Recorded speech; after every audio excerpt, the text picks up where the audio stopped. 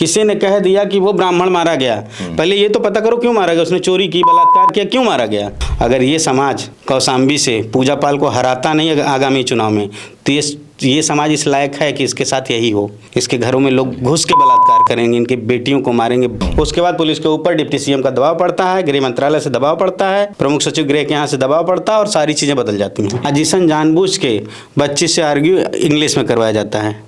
बच्ची को छोड़ दे, हमारे मुख्यमंत्री खड़ा कर दीजिए अंग्रेजी में आर्ग्यू करने के लिए, ये नहीं जवाब दे पाएंगे। इनको तत्काल ये अजय राय जैसे धूर्तों को निकाल के बाहर कर देना चाहिए। ये भी जनेऊ ही पहन के ही बात करता है, हमको तो लगता है ये भी आरएसएस की चड्डी पहन के घूमता आदमी। चाहे इनको सुप्रीम कोर्ट में वकील चाहिए, चाहे हाई कोर्ट में वकील चाहिए, वो मैं दूंगा। यादव सेना खड़ी बिल्कुल देगी।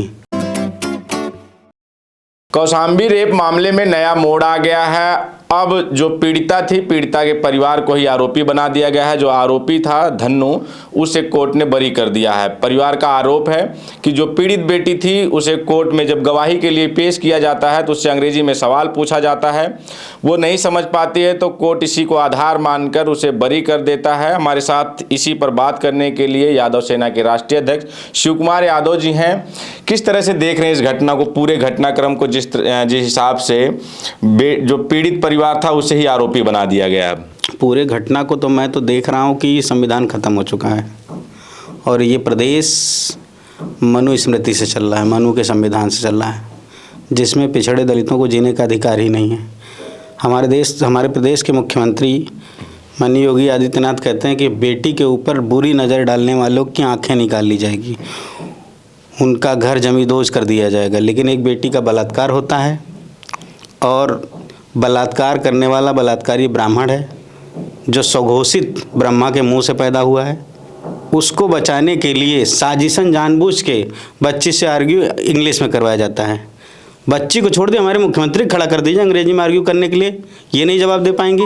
उस बच्ची के साथ साजिश करके जानबूझ के ऐसा किया गया ताकि वो सही जवाब ना दे पाए, क्योंकि बच्ची क्या, मैं कह रहा हूँ मुख्यमंत्री को इंग्लिश नहीं आती होगी। क्या लगता है जानबूझकर अंग्रेजी में सवाल किया गया? जानबूझ के अंग्रेजी में सवाल किया गया है।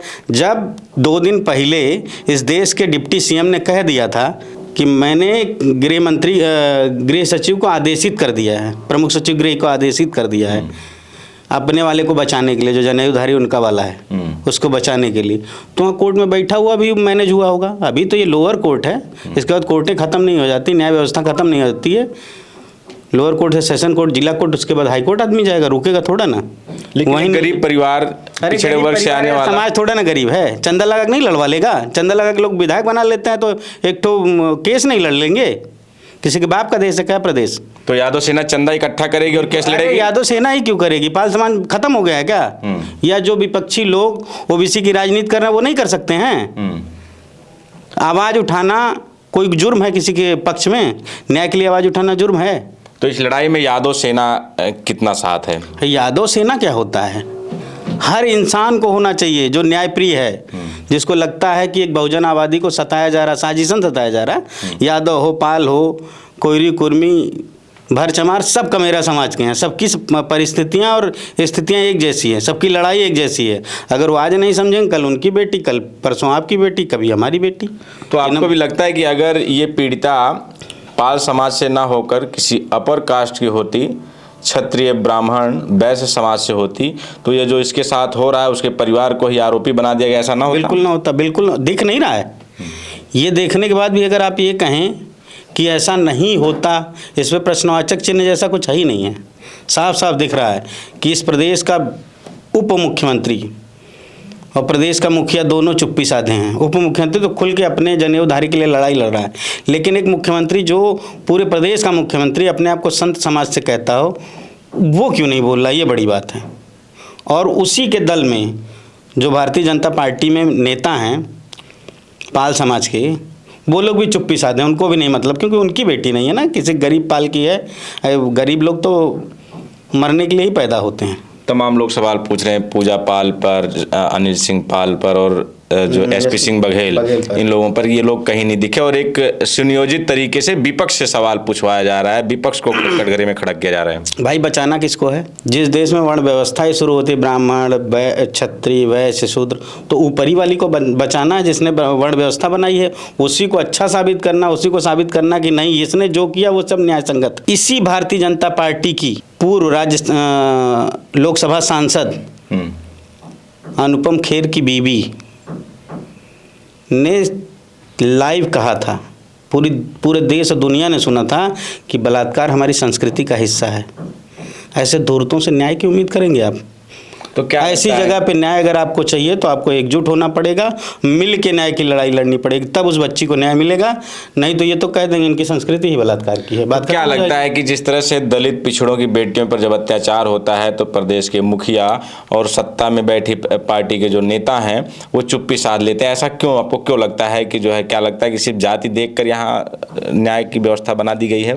अब जब जिस देश में, जिस प्रदेश में या उसके धार्मिक ग्रंथों में ही लिखा गया हो, ढोल गंवार शूद्र पशुनारी सकल ताड़ना के अधिकारी, या जिसमें जिन धार्मिक ग्रंथों में ये कहा गया हो कि गाली देता, श्राप देता, मारता हुआ ब्राह्मण पूज्य है, लेकिन पढ़ा लिखा ज्ञानी दलित पूज्य नहीं है, वो पूजने लायक नहीं है, सम्मान देने लायक नहीं है, तो आप क्या उम्मीद करेंगे? जब आज जब वही गद्दी पे बैठे हैं, वही शासन व्यवस्था देख रहे हैं, वही न्याय व्यवस्था देख रहे हैं, तो उनसे उम्मीद करेंगे?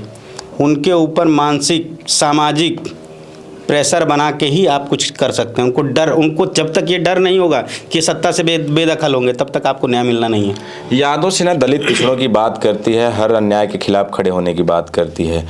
इस मामले में जो यहाँ पर हुआ है, अगर मैं पूछूं कि यादव सेना ने ज़मीनी स्तर पर क्या किया है, क्या वहाँ कोई जानकारी की, आपका कोई डेलीगेशन गया, या आप यादव सेना फिर वहाँ जाएगी? देखिए, तो इस पर आपका क्या डेलीगेशन कोई विशेष पत्र जारी करके नहीं भेजा गया है। कौशाम्बी में हमारा संगठन है, संगठन के जो भी पदाधिकारी थे वो पहुँचे थे। ये अलग बात है कि उसी के साथ समाजवादी पार्टी के भी साथी पहुँचे थे, कांग्रेस के भी लोग पहुँचे थे। अब कांग्रेस के लोगों ने भी सुधार किया। कांग्रेस का जो ओबीसी मोर्चे के प्रदेश अध्यक्ष हैं मनोज यादव ने खुल के उन मनुवादी लोगों के खिलाफ मोर्चा खोल दिया है, अपना लेटर जारी किया है, डेलीगेशन भेज रहे हैं। इसका मतलब कि लोग जागरूक हो रहे हैं। अब उनको जो सही मायने में ओबीसी या दलित की लड़ाई लड़ रहे हैं, उनको ऊपर वालों से मतलब नहीं है। अगर उनके समाज की बात है तो खुल के आ रहे हैं, नहीं तो अजय राय प्रदेश अध्यक्ष हैं, प्रदेश अध्यक्ष के खिलाफ कोई जाता? अगर वो डर रहा होता तो उसको न्याय चाहिए। मैं तो मनोज यादव को धन्यवाद देता हूँ। और तत्काल प्रभाव से राहुल गांधी जो बड़ी बड़ी बात करते हैं ना, भागीदारी की, बंटवारे की, सामान बंटवारे की, आरक्षण की, लोगों के सम्मान की, तो उनको तत्काल ये अजय राय जैसे धूर्तों को निकाल के बाहर कर देना चाहिए। ये भी जनेऊ ही पहन के ही बात करता है। हमको तो लगता है ये भी आरएसएस की चड्डी पहन के घूमता आदमी। हमको नहीं लगता कि ये राहुल गांधी के जो विचार हैं उनको ये समाज के अंदर या उनको फैलाने का काम कर रहा है। हमको तो लग रहा है ये आरएसएस के लिए काम कर रहे हैं लोग, बैठ के राहुल गांधी के बगल में, राहुल गांधी की पूरी व्यवस्था पे पानी फेर रहे हैं सब। अब तक जो पुलिसिया कार्रवाई रही है, कोर्ट की कार्रवाई रही है, वहाँ तो जो पीड़ित है उसे आरोपी साबित कर दिया गया है। तो इस पर यादव सेना क्या इसको लेकर और पूरे समाज को, जो पाल समाज है और अन्य समाज को साथ लेकर कोई आंदोलन करेगी? कोर्ट जाएगी और उसका केस लड़ेंगे? कोर्ट जाएगी, संगठन जाएगा, नहीं जाएगा ये कहना तो हम धूर्तता करेंगे अगर हम कहेंगे कि हम जाएंगे। इसलिए हमको दिखावा नहीं करना है, क्योंकि वहाँ के लोग एक्टिव हैं, लोग कोर्ट में जा रहे हैं। उनको जो भी सपोर्ट चाहिए, जो भी सहायता चाहिए विधिक, चाहे इनको सुप्रीम कोर्ट में वकील चाहिए, चाहे हाई कोर्ट में वकील चाहिए, वो मैं दूंगा। यादव सेना खड़ी है? बिल्कुल देगी, बिल्कुल हम साथ में खड़े हैं। उनको जो भी विधिक सहायता चाहिए हम देंगे।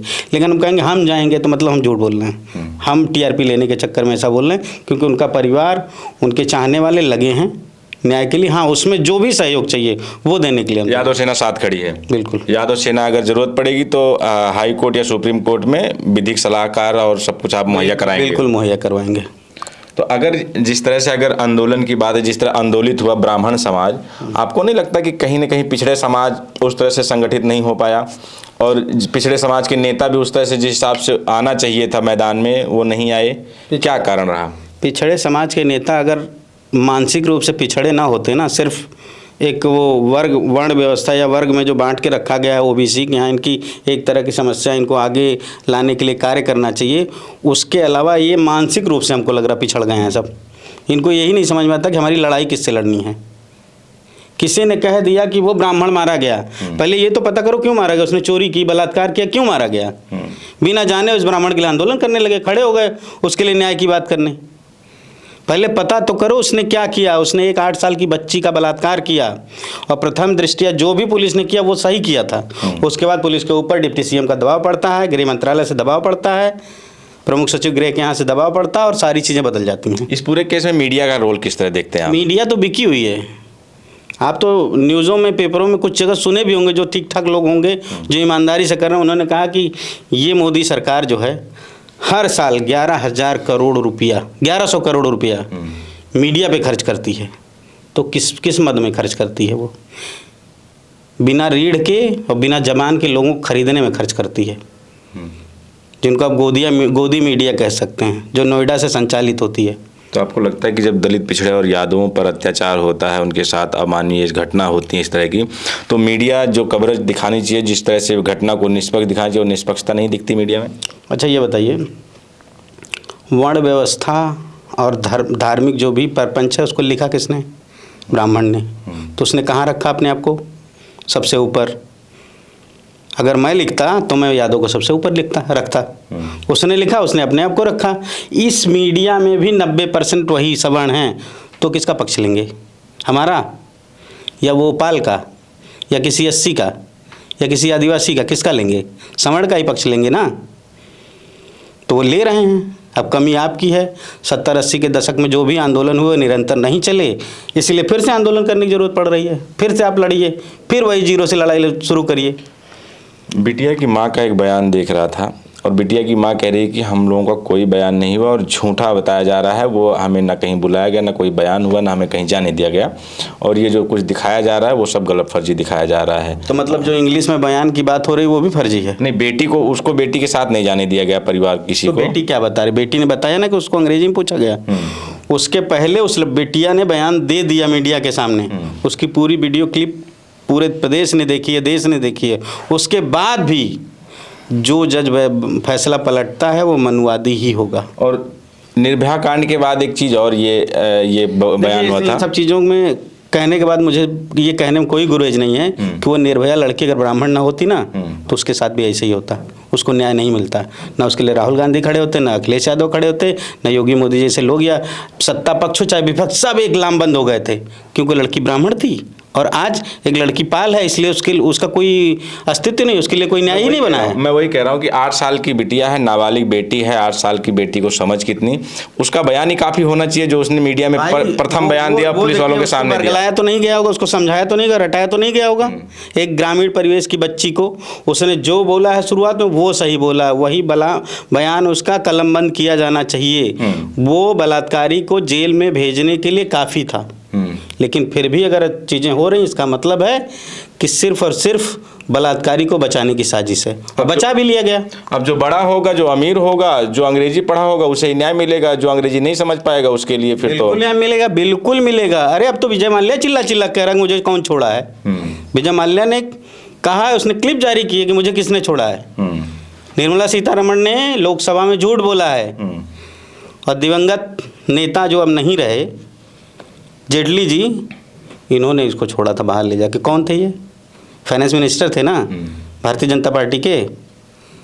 तो दोषी कौन हुआ? मोदी जी, अमित शाह, गृह मंत्री, विदेश मंत्री जितने हैं सब यही तो दोषी हुए। एक आखिरी जब उस लेवल पे इतनी बेईमानी हो रही तो नीचे क्या होगा? एक आखिरी सवाल ले लेते हैं। आप सामाजिक व्यक्ति हैं, सामाजिक संगठन चलाते हैं, तो इस जो घटना हुई है, कौशाम्बी की घटना, 8 साल की नाबालिग बेटी है, इसने आपको कितना प्रभावित किया है? अंदर से किस तरह से प्रभावित किया है? जिसके अंदर मानवता होगी ना, प्रभावित नहीं, घिन आएगी इस भारतीय जनता पार्टी के शासन से। इस पूरे प्रकरण में जितने लोग संलिप्त हैं, जिन लोगों ने बदला, इस पूरे प्रकरण को बदल दिया, बलात्कारी को बचा लिया, तो ये साले इंसान लायक है ही नहीं है जिन लोगों ने ये सब किया है। ये तो जानवरों से भी बदतर हैं। जानवर भी ऐसा नहीं करता। किसी जानवर को देखे होंगे किसी बच्चे जानवर का बलात्कार करते हुए? ये साला इंसान ही है, और वो उसमें भी मनुवादी है जिसको बचाया जा रहा है। इस लेवल के घृणित लोग हैं। ये इंसान क्या, जानवर भी कहने लायक नहीं है। एक तरफ सत्ता में ही बैठे हैं ब्रजेश पाठक, अपनी जाति के लिए खुलकर खड़े हैं, और उन्होंने सीधा जो गृह राज्य मंत्री हैं, जो प्रमुख सचिव गृह हैं, उनको निर्देशित किया और सोशल मीडिया पर डाला। दूसरी तरफ एसपी सिंह बघेल केंद्र में बैठे हैं, राज्य मंत्री रहे हैं, सांसद हैं और यहाँ उत्तर प्रदेश की सरकार में मंत्री हैं अनिल सिंह पाल। पूजा पाल भी बीजेपी के साथ हैं। इनका चुप्पी साधना और उनका मुखर होकर बोलना, ये किस तरह से इसको देखते हैं आप? ये अब देखिए, वो तो अपने साथ खड़े हैं, ठीक है, उनका संगठन खड़ा है, वो लोग खड़े हैं और पूरी सरकार उनके साथ खड़ी है।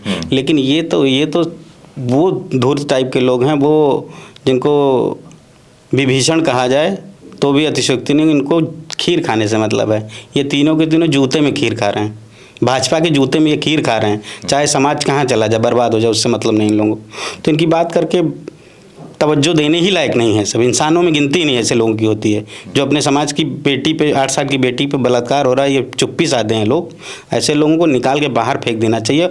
अगर ये समाज कौशाम्बी से पूजा पाल को हराता नहीं आगामी चुनाव में, तो ये समाज इस लायक है कि इसके साथ यही हो। इसके घरों में लोग घुस के बलात्कार करेंगे, इनकी बेटियों को मारेंगे, बहुओं को मारेंगे, इनके घर में हत्याएं होंगी अगर पूजा पाल जैसे लोग फिर से जीत के आए जो चुप्पी साधे हुए हैं इतने बड़े कांड में।